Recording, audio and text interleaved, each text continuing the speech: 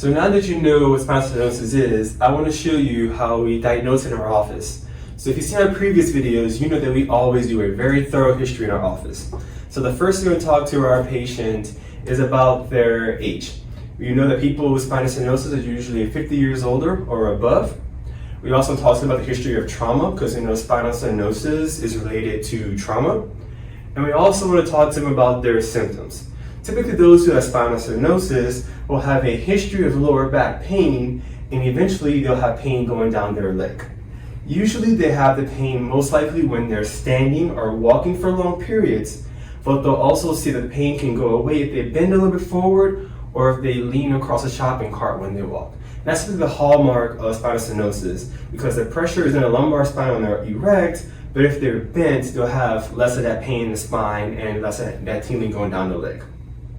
Now there also are a few tests that we can do for spinal stenosis. Our first test is called the Kemp's test.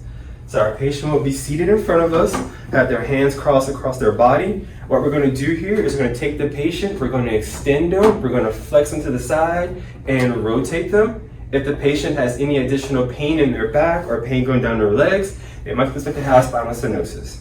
Our next test is going to be our prone press-up test, or our Sphinx test. Our patient will be facing down like so. They're going to put their hands to the side, keeping the pelvis and the hips down on the floor on the table. They're going to do a small little press-up for us, just like so. If there's any pain in their lumbar spine or pain going down their leg, they might have spinal stenosis. Our last test is going to be our knockless test. We'll have the patient laying just like so.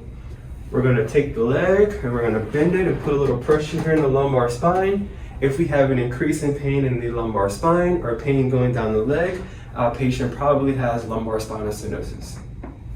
So now that you've seen what we do to test lumbar spinal stenosis, in our next video we're going to show you what we can do to treat in our office. Stay tuned.